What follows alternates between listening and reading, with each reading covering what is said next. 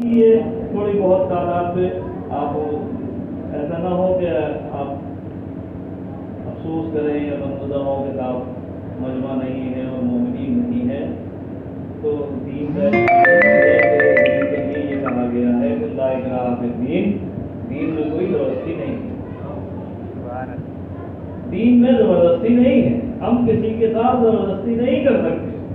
اگر ہم کسی کے ساتھ زبردستی کرتے ہیں تو ہم دیندار ہیں ہی نہیں، اور دین کے اندر اسے کہہ دیا لا اکراہ فی الدین، زبردستی کا کوئی معاملہ نہیں ہے دین کے اندر۔ تو یہ عزاداری بھی دین میں ہی ہے، اور عزاداری ہی کی وجہ سے دین بچا ہوا ہے۔ تو کہنا یہ چاہیے کہ دین کی اگر روح ہے تو عزاداری امام حسین علیہ السلام ہے، تو جب دین کے اندر زبردستی نہیں ہے تو عزاداری میں زبردستی کیسی ہے؟ اس کی مرضی ہے انسان آئے یا نہ آئے۔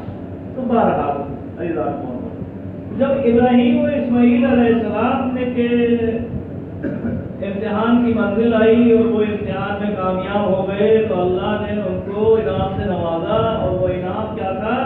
انعام یہ تھا کہ ان کو امام بنا دیا لوگوں کے لیے۔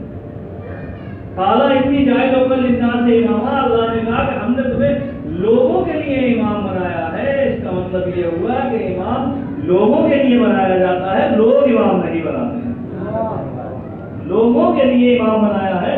یہ اختیار اس نے اپنے ہاتھوں میں رکھا ہے، مقرر کرنا، خلیفہ بنانا، امام بنانا، رہبر بنانا، ہادی بنانا، اس لیے کہ جب وہ بھیجے گا اور مقرر کرے گا تو اس کی ذات غیب ہے، تو جس کو بھیجے گا وہ بھی غیب ہوگا۔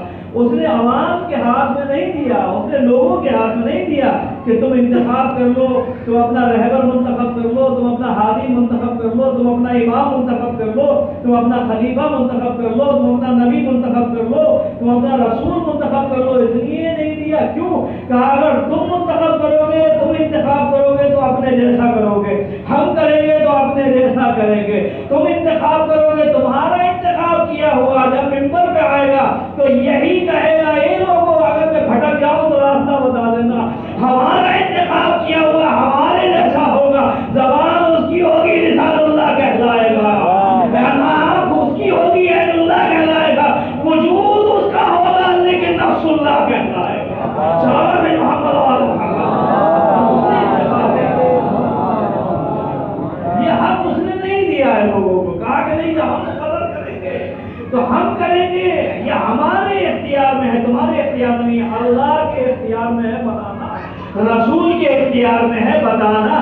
یہی غدیر قوم میں رسول اسلام نے کام کیا، بنایا خدا نے تھا، بتایا رسول اللہ نے تھا۔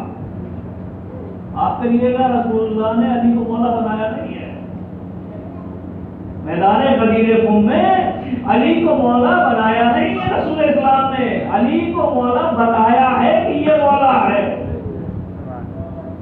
ورنہ حارث بن نعمان بحری وہ جو نوجوان تھا وہ نکل کے جو سامنے آیا ہے اور آنے کے بعد نے کہا اگر آپ نے اپنی طرف سے بنایا ہے تو کوئی بات نہیں۔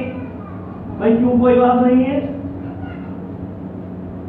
جب رسول اسلام نے یہ اعلان کیا کہ من کنت مولا ہو فہذا علی مولا، جس کا میں مولا ہوں اس کا یہ علی مولا ہے۔ تو ایک نوجوان اٹھ کر کے آیا، اور اٹھ کے نہیں آیا، اٹھا کے بھیجا گیا تھا۔ آپ تعریف کریں اس میں آپ کو بڑے بڑے بزرگ ایسے ملیں گے کہ جو خود سامنے نہیں آئے کسی کو بھیجا۔ اس کا مطلب یہ تھا حارث بن نعمان بحری، یہ جو نعمان بحری یہ تھا ابن نعمان، یہ خود نہیں آیا ہے، یہ بھیجا گیا ہے۔ کیوں؟ کہا دیکھنا یہ چاہتے تھے اگر مولائیت کا یا مولا کا کھلم کھلا انکار کیا جائے تو اس کا ریئیکشن کیا ہوتا ہے۔ اس کا مطلب یہ ہوا کہ حارث بن نعمان بحری یہ خود نہیں آیا بلکہ بھیجا گیا ہے، یعنی خدا غدیر قوم کا یہ ایک ٹرائل پیس تھا۔ سیاست جو بوڑھے ہو جاتے ہیں ان کی سیاست نہیں چلتی ہے تو پھر وہ نوجوانوں کو آگے کرتے تھے۔